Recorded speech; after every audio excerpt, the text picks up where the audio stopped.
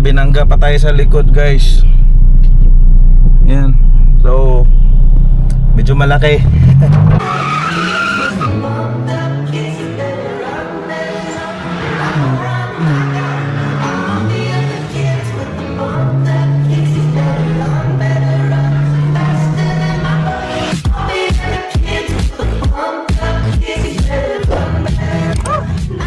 Yun, so hi guys, welcome back sa panibagong vlog. At kung bago ka pa lang sa channel, huwag kalimutang mag-subscribe. So ngayon guys, pupunta tayo ng Santa Cruz, Manila, kasi may titingnan akong Michelin na gulong. So 2025 yung production niya. So dalawang peraso na lang yung available. Bala ko siyang puntahan para tingnan. Ang gulong kasi natin dito is 2019 pa yung nakalagay eh. So medyo delikado na yung mga wall niya, kaya kailangan nating palitan yung likod. So kailangan safe, kasi alam niyo naman tong sasakyan na to, medyo malakas din. Kaya kailangan natin ng gulong sa likod. At yung nakapost naman is 2025 yung manufactured date niya. Tapos 90% pa yung tread life. Kaya titingnan muna natin bago natin bilhin para goods, kasi binibenta lang ng mura eh. So ano lang siya, binibenta lang siya ng 15k, dalawa na. So try natin puntahan kung goods pa. Let's go. Sabi guys, yung ulan walang tigil talaga eh, no? Sana wala tayong madaan ng baha.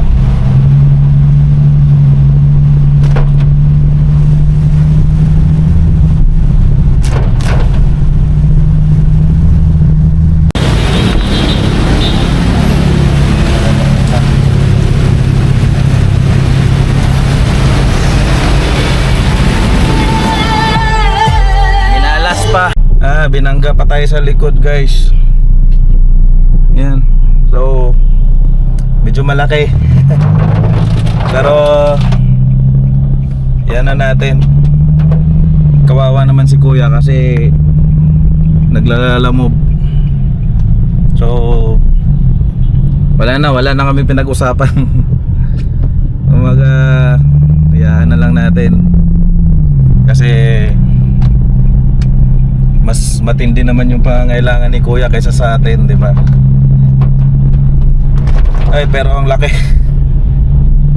Lubog guys, lubog yung ano natin sa likod. Pero ano lang naman yan, pintura lang naman yan. Kawawa naman si kuya pag siningil pa natin, di ba? So yan, pagbigyan na lang natin. Laki, lumalagabog yung likod ko eh.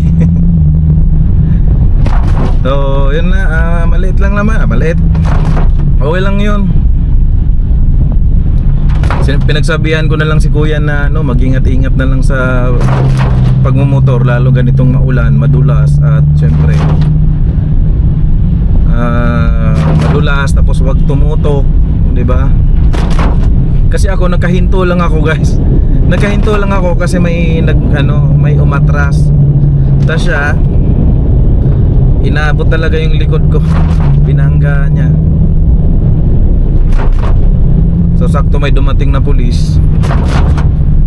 So yun lang. Pero nakakainis pa din.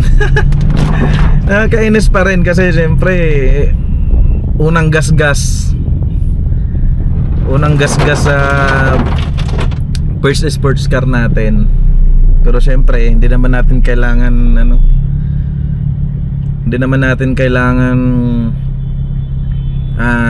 anuhin yung mga ganon. Maliit na bagay lang naman kung kaya naman nating gastusan, diba?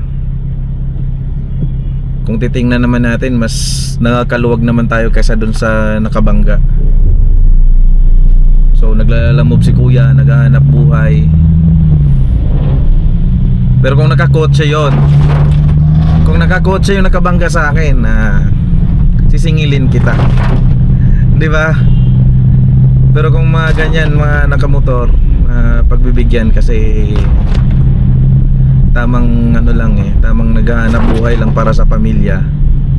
So kawawa naman pag sisingilin pa natin, di ba?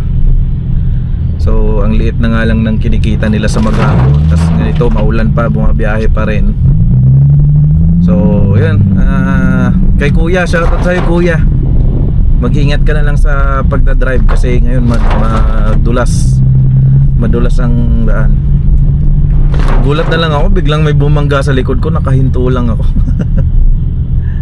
So yun, maliit na ano lang naman, maliit na bagay lang. Isang panel lang babayaran natin. Okay. Saan sasakyan galing bro? Sa Audi A4. Audi? A4 ba? A6. Pang-rare mo. Hindi kasi maka-order ng brando ngayon kasi malaki yung makakuha ng brando ngayon. Taas ko kasi. Asan yung ano?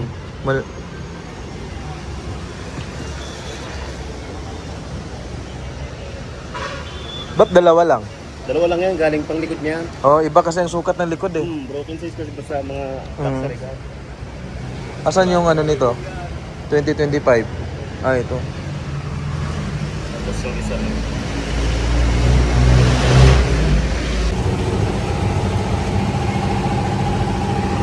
Kapal pa naman.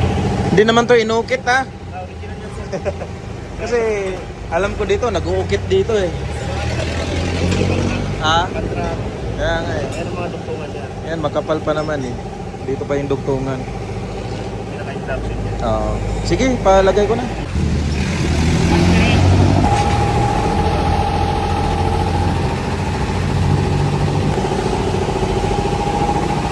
Ito 2019 pa to eh.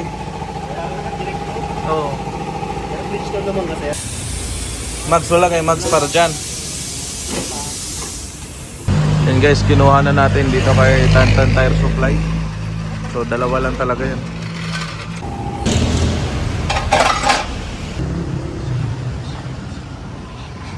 Yan guys, ito bago kasi tong ano, sports pipe na tong harapan. So kailangan papalitan din natin yung kabila kasi yun na lang ang naiiwan na Bridgestone.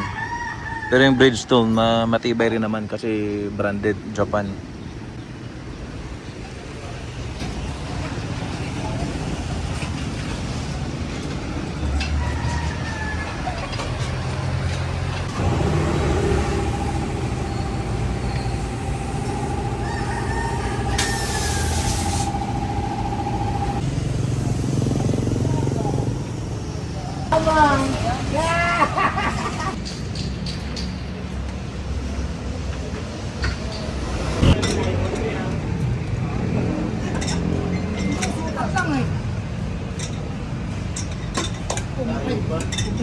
Yan guys, mas maganda yung tindig ngayon. Yan o. Kasi ano na siya, to 7540. Yan guys, dumating na yung isang ano. Ayun, makapal pa nga.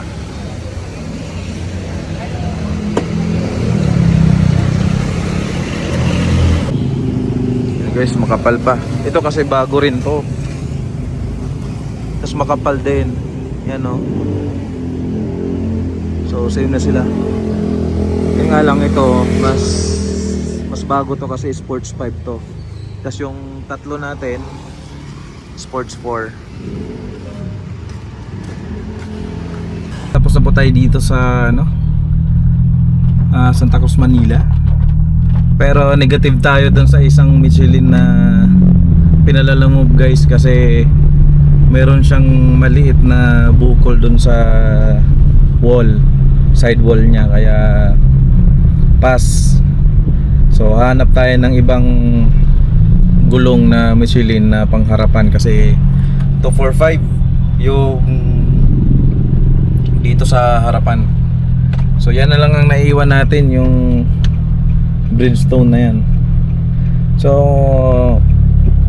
yun kasi ang mahirap sa mga luxury, yung mga sports car, ay broken yung size. Kumbaga magkaiba ng size yung harap at likod. Kaya pag bumili ka ng brand new, matatagalan ka pa kasi i-order mo pa. Minsan daw 2 months bago dumating, kailangan mo pang i-order kasi walang nag-i-stock masyado dito sa sa atin ng ganun. Kaya yun, buti na lang nakascore tayo ng maganda. 2025 pa siya. Galing siya sa ODA4 na sasakyan. So makapal pa yung tread at goods na goods yung price. Nakuha lang natin siya ng 15,000. 2 peraso na. Kasi yung isang peraso niyan guys, ang mahal ng isang peraso niyan. Kaya okay, nakakuha tayo ng magandang deal sa gulong. Kasi yung gulong natin sa likod is 2019 pa siya. Kumbaga okay pa naman siya. Kasi matigas naman yung wall ng Bridgestone. Pero yun nga lang, 2019 pa kasi yun, saka medyo manipis na rin. Kaya ano,